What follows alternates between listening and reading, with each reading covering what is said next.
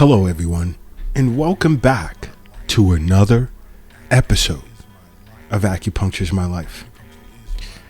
Now, in this episode, I want to talk about certain habits that you can make a part of your life that'll help make your brain younger.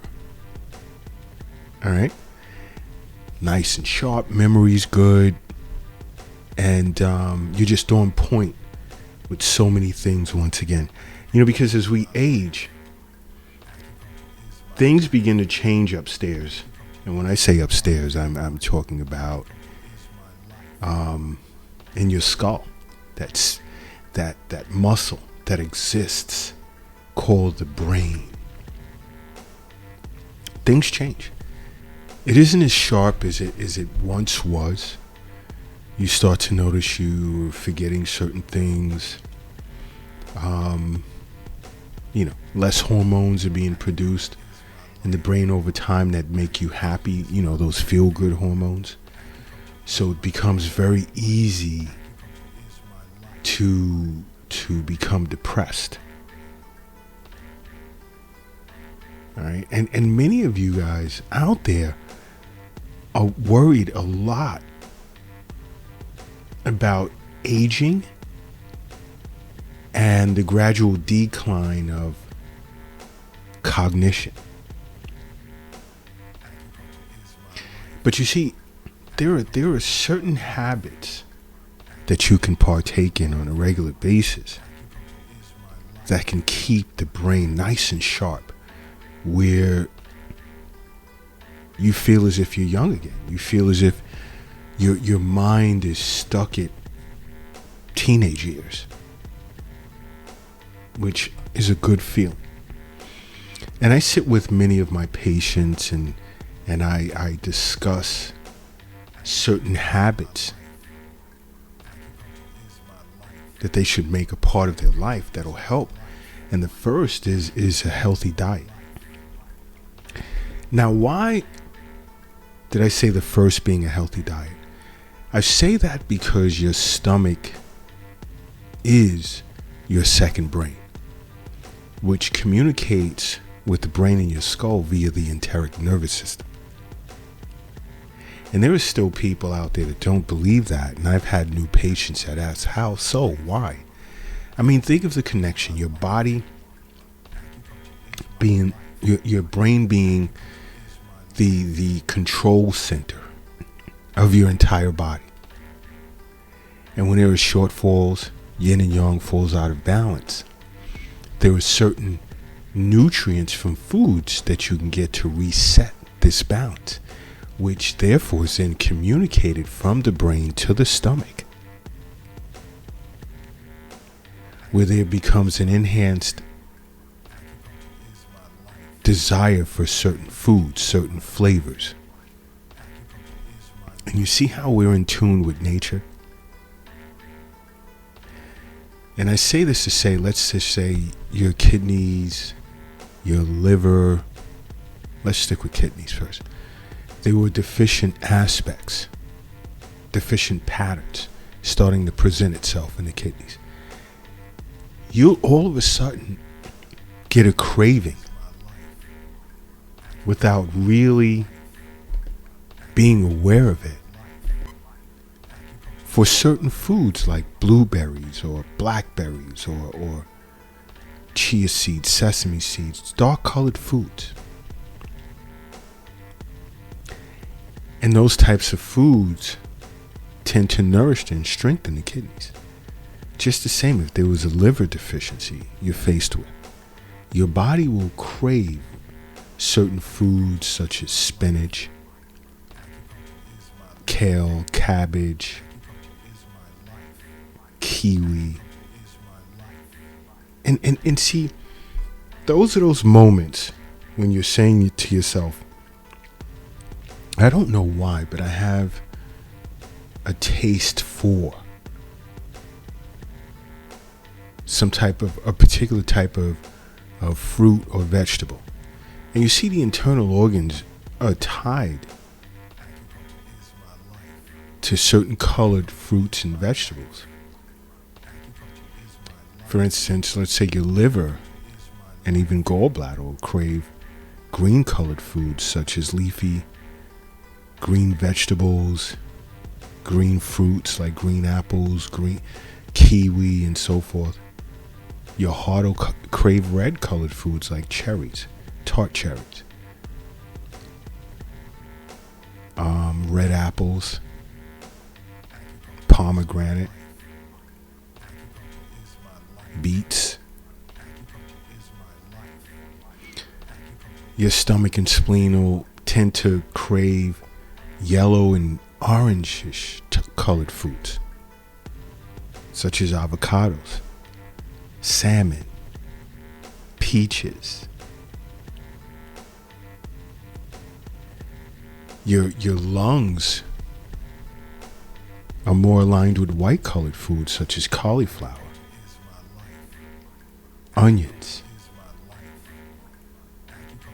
and your kidneys with more so black colored or dark colored fruits like blueberries. See, the body is so amazing. And you see, if you are in line with nature and acupuncture is a part of your life, you'd pick these things up right away. Whereas I have it now where patients will come in and they'll say, you know, doc, I had a huge craving for spinach this week. I'll assess the liver meridian, gallbladder, see if there's a deficiency pattern that's aligned with it. And voila. You know, I love educating my patients, you know, with acupuncture and Eastern nutrition. Now, so that a lot of my patients follow Acupuncture is My Life on TikTok. But a healthy diet is super important for keeping the brain nice and young and sharp. Now, another thing is exercise. Don't overdo it, especially as you're aging, but you want to get a good amount of exercise. I mean, I know a lot of people say 150 minutes a week. Aerobic at a moderate intensity, 75 minutes of vigorous intensity. But you see, aerobic and anaerobic exercise is not only healthy for the brain, but it's healthy for your blood vessels. Whereas, you know, blood circulation, you want that blood going, that nutrient-filled blood from a healthy diet going to the brain to keep the brain sharp. Now you're decreasing your chances of microvascular diseases because you have this good blood flow going to the brain. Now, doesn't that sound awesome? Because it all still comes down to health being wealth. The wealth it's in you. It's not in your bank account of any sort. Doesn't matter if it's checking, savings, mutual fund, retirement, crypto. It does not matter. That's not what wealth is.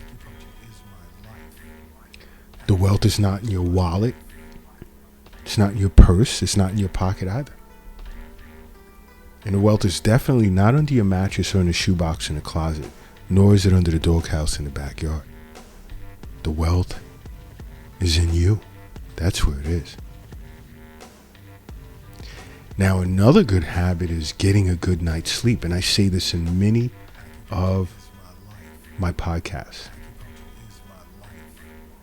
Sleeping, getting enough sleep is extremely essential. Because this is the time, the hours of yin, which are from 6 p.m. to 6 a.m., and the hours of yang are from 6 a.m. to 6 p.m., where the hours of yin, the brain performs most of its restorative functions. So, getting a sufficient amount of healthy rest or sleep at night is crucial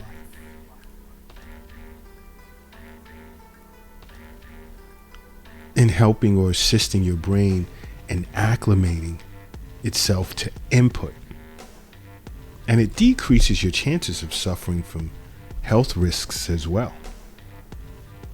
So a good night's sleep, you ever get a good night's sleep and you wake up the next morning during the hours of yang and you feel awesome? See, during this restorative period,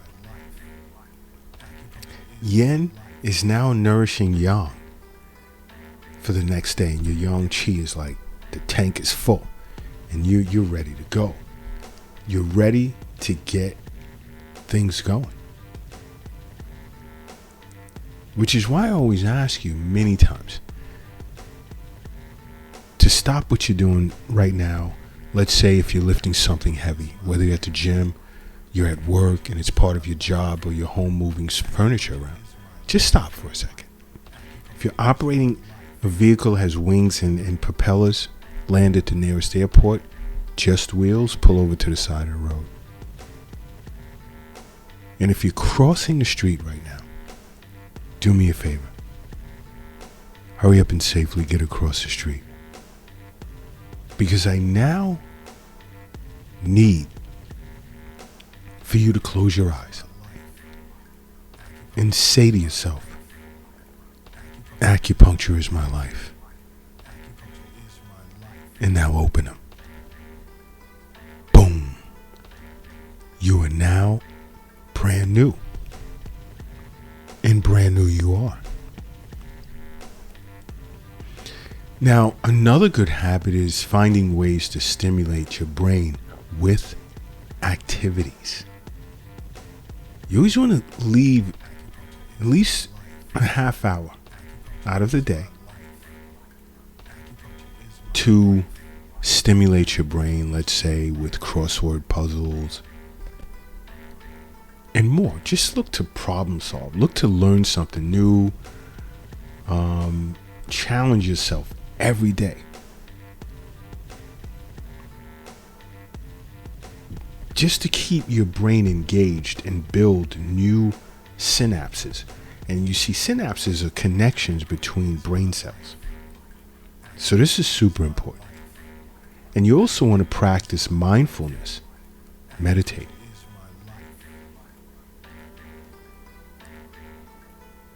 Because meditation has been shown to improve certain aspects of cognition. And meditation is generally used to help manage mental health. Okay? And socializing. As human beings, we're social creatures. Socializing is very important. Getting out, socializing with others, meeting and making new friends, catching up with old friends, loved ones. It tends to boost your mood, and it supports brain health as well as it reduces your risk of dementia. So this is super important. But another habit, which I think is the top habit that you should make a part of your life, is acupuncture.